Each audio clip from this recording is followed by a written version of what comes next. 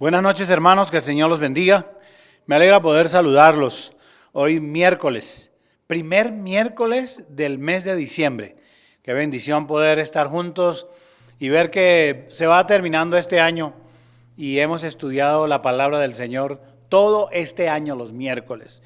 Me alegra saber que ustedes están presentes. Yo siempre veo cuántas personas nos siguen, cuánto nos ven, y me alegra saber que no estoy solo, que ustedes vienen y están ávidos y deseosos de escuchar los miércoles la bendita palabra del Señor. Déjenme agradecerles por estar siempre orando por nosotros, orando por la iglesia y participando activamente en el dar, en el contribuir para la obra del Señor. Igualmente, quiero recordarles que este domingo, tenemos la Santa Cena. La Santa Cena, la última del año, y estoy pidiendo a todos los diáconos que estén con nosotros. A Jorge Vázquez, a Miguel González, a Marina Huérfano, igual a la hermana Blanca de Moreno, en lo que sea posible, a la hermana Edelmira, a la hermana Purificación, a los diáconos de la iglesia, que en esta última Santa Cena del año, guardando todos los protocolos, estén aquí a mi lado acompañándome. Así que prepare la Santa Cena, prepare el pan, o si usted lo hace en su horno, o si lo compra, prepare el jugo de uva, tenga todo preparado, y póngase su mejor ropa también, porque vamos a cerrar este ciclo de este año 2020, un año de tanta dificultad y de tanta lucha, agradeciendo al Señor por la manera preciosa como Él nos ha ayudado, como nos ha guardado, como nos ha sostenido y como nos ha dado la victoria. Así que los espero, vamos a participar juntos y nos alegraremos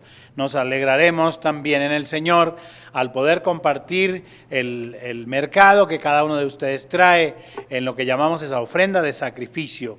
Es traer de nuestra casa o comprar, ir y comprar lo mejor para entregarlo, ponerlo en el altar. De la misma manera que cantamos, que aplaudimos, que levantamos nuestras manos, de esa misma manera la Biblia enseña que debemos sacrificar un poco de lo nuestro para bendecir a los demás, para bendecir a los hermanos del ministerio, para bendecir igual a los más necesitados y mucho más en esta época de diciembre. Así que nos gozaremos, nos alegraremos en el Señor. Si no puede hacerlo el domingo, pues desde el sábado usted ya puede venir, o desde el viernes, este viernes, a traerlo a la iglesia, o el mismo domingo en que estamos aquí. Solamente que podrá venir hasta las 9:30 de la mañana, porque empezaremos nuestra transmisión a las 9:30, digamos que hasta las 9 de la mañana. De lo contrario, no se le va a poder abrir porque estamos en la transmisión.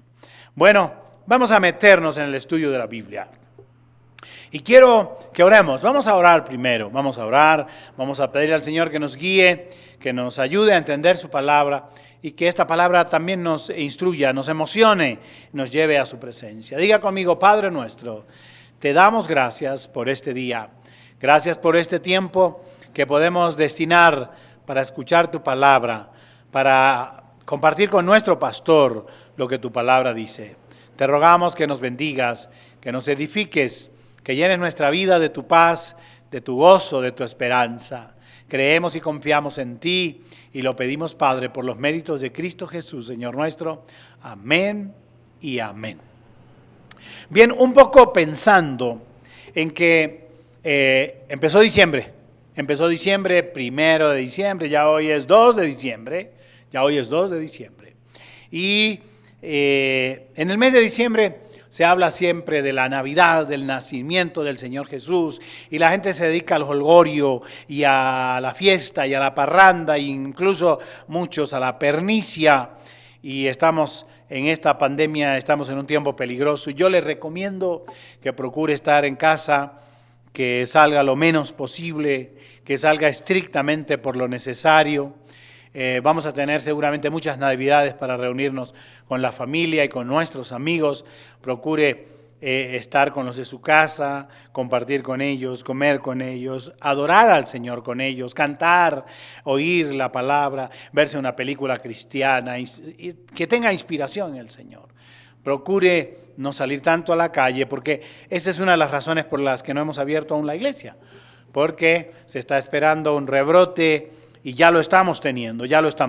Saben que en Cartagena ya hay algunas zonas cerradas y con toques de queda y en Cali están ya proyectando lo mismo y bueno, tenemos que cuidarnos, esperar lo que el Señor tenga para nosotros en el año 2021, de lo cual voy a estar orando y les diré en el momento apropiado, como todos los años, lo que Dios nos indica para el nuevo año. Y pensando en esto, que todo es jolgorio y fiesta y alegría, me llegó a mi corazón este pensamiento. La gente solamente piensa en el nacimiento del Señor y en la alegría de diciembre. Y solamente recuerdan el sacrificio de Cristo en la Semana Santa. Y bien curioso porque estas dos fechas son las fechas en que más personas son sensibilizadas y tocadas a buscar al Señor. En Semana Santa por el dolor y en Navidad un poco menos porque se habla del nacimiento y esto y se sensibilizan. Nosotros sabemos, ustedes y yo lo sabemos, yo se los he enseñado, que el tiempo de Navidad no es precisamente el tiempo en que nació el Señor Jesús. Nosotros lo sabemos. Dice, pastor, ¿y entonces por qué hablan de esto y por qué decoran la iglesia? Porque nosotros sí celebramos el nacimiento de Cristo, pero no lo celebramos por la fecha, lo celebramos por el acto solemne, glorioso, maravilloso de que el Padre Dios enviara a su Hijo Jesucristo a morir por nosotros. Y entonces estamos de acuerdo en que haya una fecha de celebración y como no hay ninguna otra, entonces nosotros los cristianos adoptamos también esta fecha, pero no como un ritualismo, no como una adoración al día, no como una adoración al mes, sino al nacimiento precioso de nuestro amado Señor y Salvador Jesucristo. Y como ahora estamos pensando en esto, estaba orando y reflexionando y dije, todo el mundo piensa en esto, pero no piensa en los sufrimientos y en la muerte de Cristo. Y estamos inclinados a pensar en esos sufrimientos limitados a su agonía final, al Viernes Santo, el viernes de la crucifixión. Y yo tengo que compartir con ustedes esta noche, ¿qué es lo que voy a compartir? Es que el Señor Jesucristo desde su nacimiento sufrió. Desde su nacimiento fue perseguido. Desde su nacimiento ya tenía una marca de angustia ahí. Y es el libro de los Salmos, el salmista en el Salmo 22, que ya empieza a profetizar acerca de lo que iba a ser el sufrimiento de Cristo. Por ejemplo, el Salmo 22 dice, Dios mío, ¿por qué me has desamparado? ¿Por qué estás tan lejos de mí salvación y de las palabras de mi clamor? Dice, Dios mío, clamo de día y no respondes, y de noche no hay para mí reposo. Miren, ya el salmista, muchos años atrás, ya estaba prácticamente profetizando la manera como el Señor Jesucristo iba a ser desamparado. Y si usted lee el Salmo 22, se va a encontrar ahí varias cosas que se mencionan precisamente en la muerte y en la crucifixión de Cristo, de la cual habla el Evangelio. Así que no solamente pensamos en su nacimiento como un momento glorioso y especial, sino que el Señor Jesucristo desde su nacimiento ya estaba profetizado para él el sufrimiento que iba a tener. Ese es el libro de los Salmos. Pero el profeta Isaías, muchos años atrás, 500, 600 años atrás, en realidad no recuerdo ahora cuántos años, en el versículo 12, Isaías, yo lo tengo por acá, el profeta Isaías ya estaba hablando de esto. Dice, por cárcel y por juicio, déjenme leer desde el 7. Angustiado él y afligido, no abrió su boca. Isaías capítulo 53, versículo 7. Como cordero fue llevado al matadero y como oveja delante de sus trasquiladores, enmudeció y no abrió su boca. Y ojo, tengan en cuenta ustedes que están estudiando conmigo que todavía no había nacido, pero ya estaba siendo profetizado lo que iba a pasar con él. Por cárcel y por juicio fue quitado, y su generación, ¿quién la contará? Porque fue cortado de la tierra de los vivientes, y por la rebelión de mi pueblo fue herido. Y mire lo que dice el versículo 9. Y dispuso con los impíos su sepultura. Acuérdense cómo murió en medio de los ladrones y dónde fue sepultado. Mas con los ricos fue en su muerte. Dice, aunque nunca hizo maldad ni hubo engaño en su boca. Con todo esto Jehová quiso quebrantarlo, sujetándole a padecimiento. Cuando haya puesto su vida en expiación por el pecado, verá linaje, vivirá por largos días, y la voluntad de Jehová será en su mano prosperada. Entonces, quiero iniciar en este pensamiento. En el pensamiento que el nacimiento de Jesús, que todos ven y arman una tremenda algarabía y una fiesta y ponen música y comida y regalos. De hecho, desde el nacimiento del Señor Jesús, ya nosotros encontramos que estaba, antes de su nacimiento más bien, estaba profetizado para él el sufrimiento y su muerte. Y es que no vamos a ir muy lejos, no vamos a ir muy lejos. Cuando uno lee a San Mateo, el capítulo 1 de San Mateo habla del nacimiento del Señor Jesucristo. El capítulo 2 habla de la visión de los magos. Pero en ese mismo capítulo 2 habla de la matanza de los niños. ¿Recuerdan ustedes eso? Herodes deseó matarlo. Herodes declaró su muerte. Ahí está claro esto. El texto dice que después que partieron los magos o estos personajes importantes, para no entrar en discusión con nadie, entonces dice que Herodes dijo, bueno, ¿y dónde nacerá? ¿Y cómo será? Empieza a preguntar y les dice, cuando ustedes lo vean, entonces regresen para yo también ir a visitarlo, a verlo. Pero lo que estaba sucediendo es que Herodes quería matarlo porque tenía temor a la pérdida de su poder, de su autoridad. Capítulo 2 de San Mateo. Mire, solamente está su nacimiento e inmediatamente hay sobre él una sentencia de muerte. Hermanos, los sufrimientos de Cristo se inician desde el principio, desde su nacimiento. Y él tenía claro que el obedecer, para el Señor Jesucristo era sufrimiento. Cuando San Marcos escribe en el capítulo 14, San Marcos capítulo 14, versículos 32 hasta el 36, vinieron pues a un lugar que se llama Getsemaní, y dijo a sus discípulos, sentaos aquí, entre tanto que yo oro. Y tomó consigo a Pedro, a Jacobo y a Juan, y comenzó a entristecerse y a angustiarse. Escuche eso. Y les dijo, mi alma está muy triste hasta la muerte. Quedaos aquí y velad. Yéndose un poco adelante, se postró en tierra y oró que si fuese posible pasase de él aquella hora. Y decía, Abba, Padre, todas las cosas son posibles para ti. Aparta de mí esta copa, mas no lo que yo quiero, sino lo que tú. Oiga esto, el obedecer a Cristo trae sufrimiento, pero en el caso del Señor Jesucristo, obedecer a su Padre, para Él, trajo sufrimiento. No fue fácil. Y nosotros generalmente hablamos de la fiesta y de la cosa, pero desde el Antiguo Testamento, estaba profetizado el sufrimiento del Señor. Y sabemos también, ustedes lo saben como yo, que sufrió los ataques repetidos de Satanás. Acuérdense ustedes que después de su bautismo, menciona a San Mateo, después del bautismo de Jesús, aparece la tentación. Aparece la tentación de Satanás, porque ahí estaba el asunto. Había una tremenda lucha con su propia naturaleza humana, porque ahí, aun cuando era Dios, era hombre.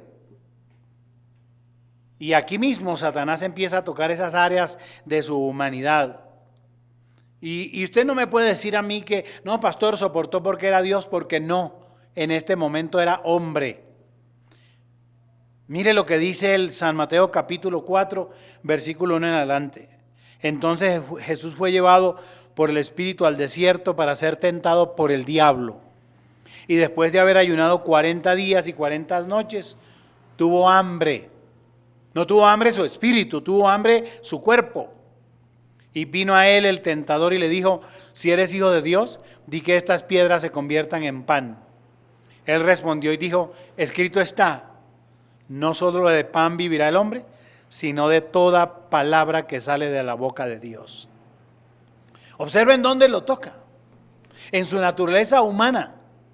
Lo toca en su cuerpo, en una necesidad fisiológica nuestra. A todos nos da hambre. Cuando uno no le da hambre es porque ya está enfermo. Cuando uno no come es porque está enfermo. Mi mamá decía: mientras el enfermo coma, la cosa está tranquila. Porque un enfermo que come no se muere. Pero cuando usted descubra que un enfermo no está comiendo, ya ahí hay un problema. Y Satanás conoce esas áreas de nuestra debilidad. Y en este caso particular, el Señor sufre la persecución y los ataques de Satanás. Usted puede seguir leyendo ese capítulo 4. Lo puede seguir leyendo perfectamente para que usted descubra cómo Satanás siempre buscó la manera de perturbar, de dañar la vida de nuestro Señor Jesucristo. Ahí dice el versículo 5, entonces el diablo le llevó a la santa ciudad y le puso sobre el pináculo del templo y le dijo: si eres hijo de Dios, échate abajo, porque escrito está, a sus ángeles mandará acerca de ti, y en sus manos te sostendrán para que no tropieces con tu pie en piedra. Y ahí usted puede seguir leyendo cómo Satanás toca la humanidad del Señor Jesucristo. No solamente San Mateo habla de eso. San Marcos también habla del asunto. Angie tiene San Marcos capítulo 1, versículo 21 en adelante. Y entraron en Capernaum, y los días de reposo, entrando en la sinagoga, enseñaba, y se admiraban de su doctrina, porque les enseñaba como quien tiene autoridad, y no como los escribas. Pero había en la sinagoga de ellos un hombre con espíritu inmundo que dio voces, diciendo: «Ah, ¿qué tienes con nosotros, Jesús Nazareno? ¿Has venido para destruirnos? Sé quién eres, el Santo de Dios». Por lo menos Satanás declara el conocimiento que tiene de Dios. Dice: yo sé quién eres, el Santo de Dios. Pero mire, estaban en la sinagoga, como estar en el culto. Y el mismo Satanás se levanta contra el Señor. Entonces observen que desde el principio de su nacimiento ya había una profecía sobre él de sufrimiento, de angustia, de soledad. Ya el salmista está hablando acerca de esa expresión: Dios mío, ¿por qué me has desamparado? Llegamos a su nacimiento y entonces Herodes lo persigue para matarlo.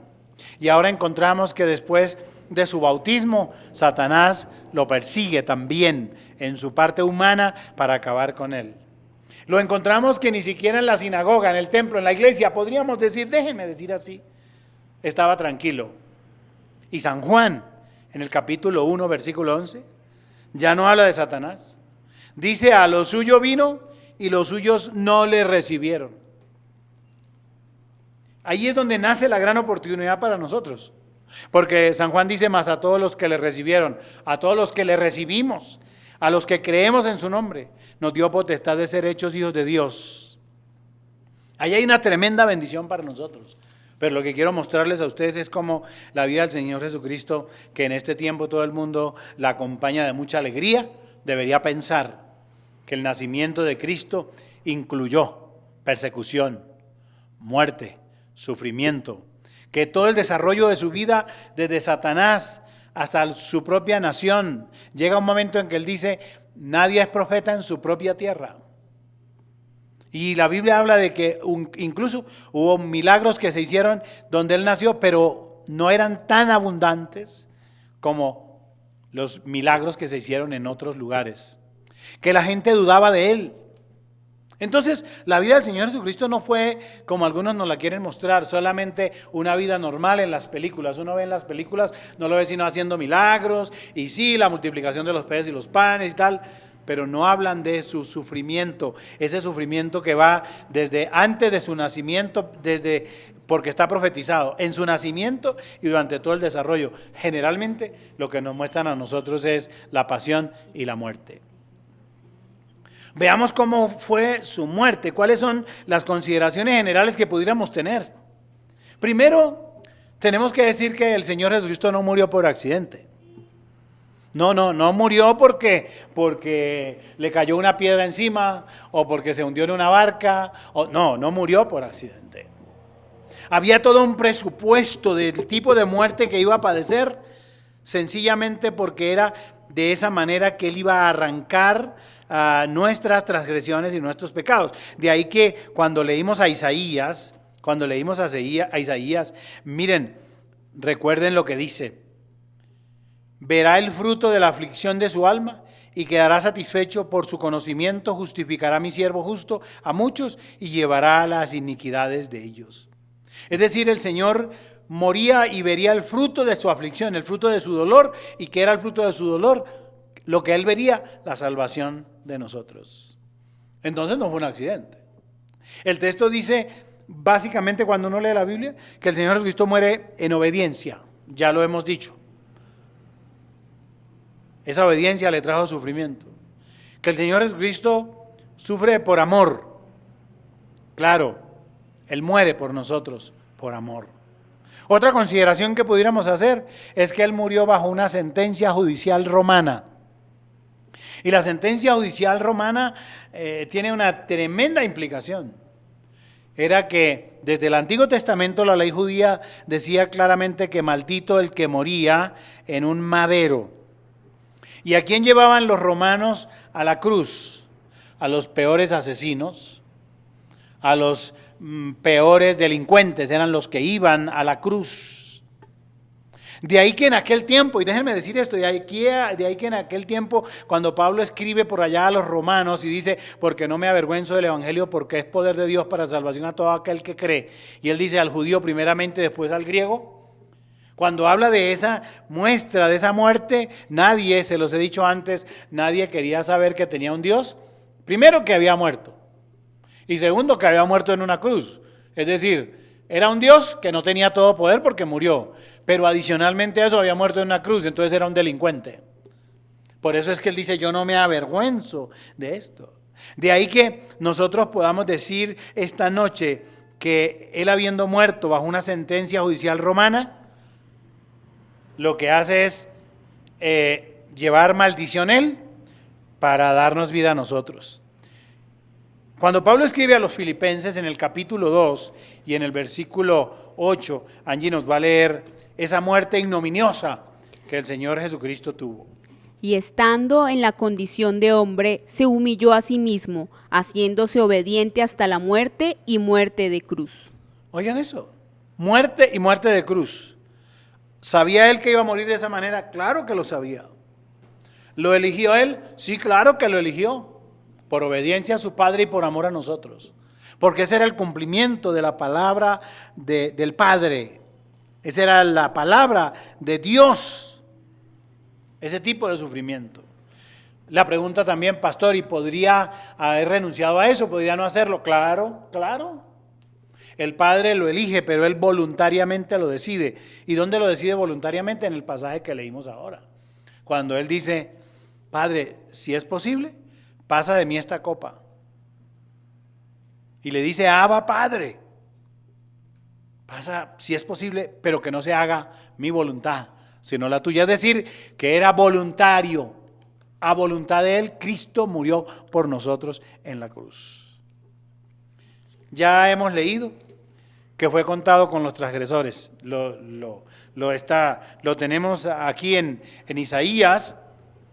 Ya nosotros hemos leído acerca de cómo Él fue contado con los transgresores. El versículo 9 dice, y se dispuso con los impíos su sepultura, mas con los ricos fue en su muerte, aunque nunca hizo maldad, ni hubo engaño en su boca. Eso para hablar de esas consideraciones. Pero ahora la forma de su muerte. Jesús, el Señor Jesús, no fue decapitado. Tampoco fue apedreado. No. Al sufrir el castigo romano fue reconocido entre los peores criminales, lo vengo diciendo, y como escoria de la humanidad. como escoria de la humanidad, y de ahí la reflexión que les hago acerca de lo que Pablo escribe a los romanos.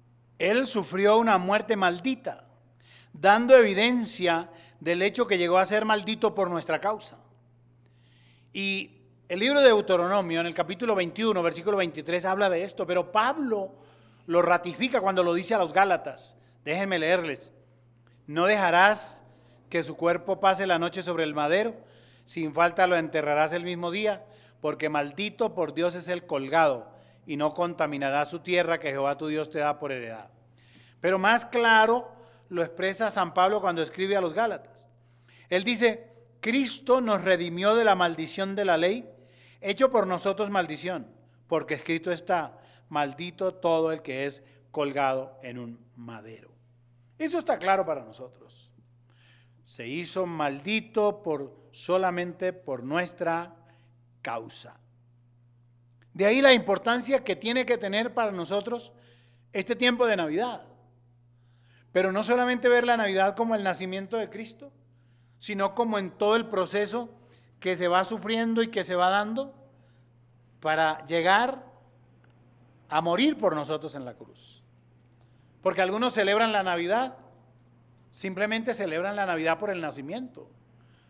Es como los que adoran al divino niño. Se quedan en el niño. Siempre hablan del divino niño, con todo el respeto que me merecen las personas no cristianas. Pero Jesús no se quedó siendo un niño. Llegó a ser un hombre y murió por nosotros en la cruz.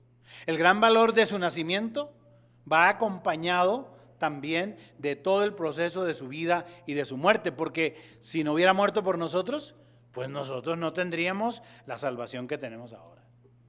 Ahora, ¿dónde es valioso? Me preguntará usted, pastor, ¿dónde es valiosa la muerte del Señor Jesús? Es valiosa en la medida que Él fue la sustitución por nuestros pecados. Él vino a sustituirnos. El diccionario define la palabra sustitución como poner o ponerse a alguien en lugar de otro. Poner o ponerse a alguien en lugar de otro.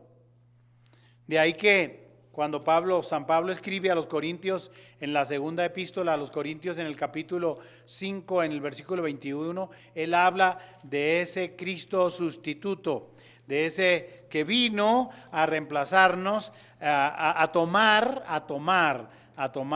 el lugar nuestro. Segunda de Corintios, mi Biblia es una Biblia nueva y no quiere abrir. Segunda de Corintios capítulo 5, el versículo 21, dice, al que no conoció pecado, por nosotros lo hizo pecado, para que nosotros fuésemos hechos justicia de Dios en él.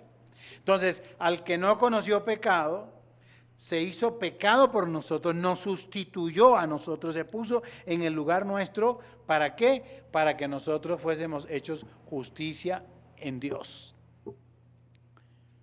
Adicionalmente a eso, el valor que tiene es un valor enorme. Cuando Pablo escribe a los romanos, no sé si ustedes recuerdan, en el capítulo 8, en el versículo 32 de la epístola a los romanos, Pablo menciona otro asunto que le da mucho sentido a lo que estamos diciendo. Dice, el que no escatimó ni a su propio hijo, sino que lo entregó por todos nosotros, ¿cómo no nos dará también con él todas las cosas? Es decir, no lo escatimó, lo entregó, lo puso en el lugar mío, en el lugar suyo. Entonces, ese es el verdadero valor de la muerte de Cristo para nosotros, que fue nuestro sustituto. Los que teníamos que morir éramos nosotros y murió Él, que hizo un tremendo sacrificio por nuestros pecados, un tremendo sacrificio por nuestros pecados.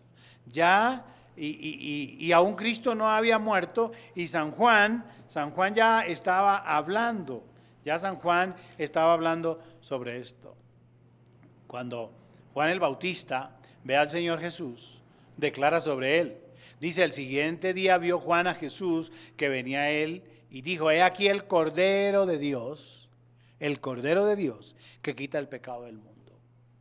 decir, el sacrificio de Dios. Recuerden ustedes el Antiguo Testamento como para perdonar los pecados había que traer un cordero y derramar su sangre sobre el altar y ese derramamiento. Aquí ya Juan no está hablando de ese sacrificio, está hablando de Cristo como el reemplazo, como el sustituto de ese cordero que se inmolaba. Ahora, ¿quién era? Ahora era Cristo el Señor.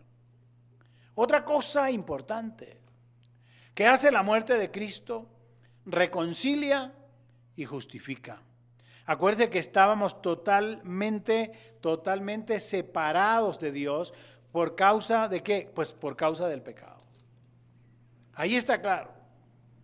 Y aquí es donde el texto bíblico dice, mas Dios muestra su amor para con nosotros en que siendo aún pecadores, Cristo murió por nosotros. Pues mucho más, estando ya justificados en su sangre por Él, seremos salvos de la ira. Y la epístola a los Colosenses en el capítulo 1 del versículo 20 al 22, miren lo que dice. Dice, y por medio de Él, es decir, por medio de Cristo, reconciliar consigo todas las cosas, así las que están en la tierra como las que están en los cielos, haciendo la paz mediante la sangre de la cruz. Y a vosotros también, que erais en otro tiempo extraños y enemigos en vuestra mente, haciendo malas obras, ahora os ha reconciliado en su cuerpo de carne por medio de la muerte, para presentaros santos y sin mancha e irreprensibles delante de Dios. Ahí está hablando la importancia que tuvo ese sacrificio. Nosotros que en otro tiempo éramos extraños y enemigos de Dios, ahora Él viene y nos reconcilia. Cristo nos reconcilia con el Padre a través de su muerte y nos justifica. Nos justifica.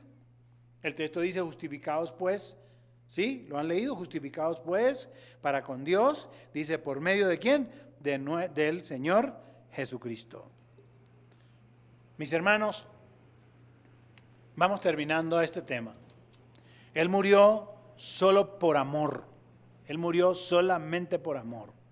Nunca podemos olvidar San Juan 3:16, porque de tal manera que amó Dios al mundo, que ha dado a su Hijo unigénito, para que todo aquel que en Él crea no se pierda, mas tenga vida eterna. Eso dice San Juan. Y es el versículo más conocido que existe. Pero miren lo que dice Primera de Juan capítulo 4, versículo 9 y versículo 10. En esto se mostró el amor de Dios para con nosotros, en que Dios envió a su Hijo unigénito al mundo para que vivamos por Él. En esto consiste el amor, no en que nosotros hayamos amado a Dios, sino en que Él nos amó a nosotros y envió a su Hijo en propiciación por nuestros pecados. Oiga eso, envió a su Hijo en propiciación por nuestros pecados. Vamos concluyendo. Yo pienso que esta enseñanza tiene que apuntar, y lo que hemos escuchado tiene que apuntar a oír el llamado del Señor. Y tenemos que entender que la vida mientras estemos en esta tierra no es fácil. Hermanos, si el Señor Jesucristo, siendo Dios, fue perseguido por los de su propia nación y su propia familia, si fue adicionalmente perseguido por Satanás, si fue la misma, digamos que la misma naturaleza casi se levantó contra Él cuando la tormenta, y Él hace uso de su autoridad y de su poder para mandarla callar y enmudecer. Si Él ha sido perseguido y maltratado y su vida fue una vida llena de sufrimientos y de angustias, ¿por qué nos sorprendemos nosotros también cuando pasamos por estas dificultades y estas luchas? Vivir en la tierra no es fácil. No es fácil. Y este es un llamado a entenderlo. Tenemos que aprender a enfrentar estas circunstancias adversas que llegan cuando menos lo esperamos. Nuestra vida estará rodeada siempre de peligros, de persecuciones, de afrentas, de cosas que no esperamos. Pero ¿saben una cosa? Llegará un día. Sí, llegará un día, dice la Biblia, donde ya no habrá tristeza, donde nadie nos arrebatará el gozo. Me gusta mucho este texto con el que quiero terminar. San Juan capítulo 16. Dice el Señor a sus discípulos en medio de la tristeza que ellos tenían, Él les dice, la tristeza se convertirá en gozo. Les dice, de cierto os digo, que vosotros lloraréis y lamentaréis. Dice, y el mundo se alegrará, pero aunque vosotros estéis tristes, vuestra tristeza se convertirá en gozo. Y esa es la esperanza que tenemos, que nosotros somos pasajeros por esta tierra, que esto no es nuestro lugar, que nuestro lugar está en el cielo. Usted que está en aflicción, que en este momento está pasando por un momento difícil, recuerde, entra la Navidad, la celebración del nacimiento de Cristo, pero no solamente su nacimiento, sus padecimientos hasta llegar a la muerte de cruz para darnos vida. Y Él nos dice a nosotros y le dice a sus discípulos antes de irse, les dice, ustedes tendrán dificultades, ustedes tendrán luchas, pero no se preocupen. Eso que ustedes lloran ahora, esa tristeza, se va a convertir en gozo. Y me encanta más el versículo 22 de ese mismo pasaje, déjenme leerlo. Leamos el 21 y el 22, dice, la mujer cuando da a luz tiene dolor porque ha llegado su hora. Pero después que ha nacido a luz un niño, ya no se acuerda de la angustia por el gozo de que haya nacido un hombre en el mundo. Y mire cómo el Señor aplica esto para nosotros, para usted y para mí que me están escuchando. Dice, también vosotros ahora tenéis tristeza, pero os volveré a ver y se gozará vuestro corazón y nadie, oiga, nadie os quitará vuestro gozo. Qué hermoso esto. Nadie nos va a quitar el gozo. Y esa tristeza y esa aflicción por la cual la atravesamos, que fue la misma que atravesó el Señor Jesucristo, se va a convertir un día en gozo, en un gozo eterno, que nadie podrá quitárnoslo. Y como dice la canción que cantamos en la iglesia, este gozo que tengo yo, nadie me lo puede quitar. El mundo no me lo puede quitar porque el mundo no me lo dio. Este gozo nos lo dio el Señor. Aquí hay una invitación entonces para que tengamos paz en medio de la prueba, en medio de la aflicción. Esta es una invitación a confiar en Él. Miren lo que dice al finalizar San Juan en el capítulo 16, en el versículo 33, dice, el Señor les dice a sus discípulos, estas cosas os he hablado para que en mí tengan paz. En el mundo tendréis aflicción, pero confiad, oigan esto, yo he vencido al mundo. Mis hermanos, esta es una invitación para este tiempo. Esta es una invitación preciosa para que tengamos paz en medio de la aflicción. ¿Cómo se puede hacer eso? El Señor lo dice en el versículo, tengan paz en mí. Porque el mundo les da una paz que no sabe dar, que no puede dar porque el mundo no la tiene. El que nos da la paz es aquel que la genera en nuestro corazón y el texto lo dice. Y esta es una invitación a confiar en Él, porque Él venció por nosotros. Acuéstese esta noche pensando en esto. Venceremos, porque no estamos solos, porque ya Cristo venció por nosotros. Solamente nosotros tenemos que tomar esa victoria y apropiarnos de ella. Que este tiempo de Navidad sea especial, que este tiempo de Navidad y las fiestas y la ropa nueva y las cosas y la comida no nos deje olvidar que el Señor Jesús nació, sufrió, fue a la cruz, murió solamente para darnos vida a nosotros, para que nosotros pudiéramos vencer. De ahí que Él diga, pero confiad, yo he vencido al mundo. Nosotros también lo podemos hacer porque Él está con nosotros. Amén. Hagamos una oración al Señor y pongámonos en sus manos esta noche. Dígale, Señor, pongo en tus manos este último mes del año. Te ruego tu misericordia, te ruego tu provisión, te ruego tu cuidado. Fortalece mi fe para creer en medio de la angustia y de la aflicción y tener paz. Cuando uno pierde la paz, lo pierde todo. Cuando Sansón perdió la paz, perdió su fuerza y ahí terminó ciego y muerto. Cuando usted pierde el gozo y la paz que Dios da, lo habrá perdido absolutamente todo. Pero vamos a orar al Señor para pedir que nos dé su fuerza. Padre nuestro que estás en los cielos, queremos darte gracias por tu infinito amor y misericordia, por haber enviado al Señor Jesús a venir a ser nuestro sustituto, a quitarnos a nosotros de esa cruz y ponerse Él en obediencia y por amor. Señor, hemos escuchado tu palabra, te rogamos que nos ayudes, te rogamos que nos bendigas, te rogamos que nos fortalezcas, que nos permitas terminar en esa declaración, que Señor, así como Cristo venció, nosotros también venceremos, porque Él está con nosotros y esa victoria ya nos ha sido dada, nos fue dada en la cruz del Calvario, nos apropiamos de ella, pedimos que nos ayudes, ponemos en tus manos este mes, rogamos que nos cobijes con tu mano, con tu manto poderoso, que tu sangre nos cubra, que seas provisión para nosotros, que este mes nos dé fuerza y vigor para pasar a un año nuevo, Señor, sabiendo que tus promesas son verdad y que en medio de la aflicción tenemos tu paz. Gracias te damos por tu misericordia, en el nombre de Cristo Jesús, Señor nuestro. Amén, amén y amén. Que Dios los bendiga, que Dios los guarde. El próximo miércoles nos vemos en el estudio de la palabra, pero no olviden, este domingo, nuestra reunión de Santa Cena. Prepárelo todo, será una fiesta. Prepare el mercado que envía para la ofrenda de sacrificio. Envíelo desde cuando quiera, desde ya puede enviarlo. Ya mañana jueves usted puede enviarlo, viernes, sábado, y disfrutemos todos de lo que significará este último mes del año con la bendición del Señor. Dios los bendiga, Dios los guarde, que descansen. Feliz noche para todos.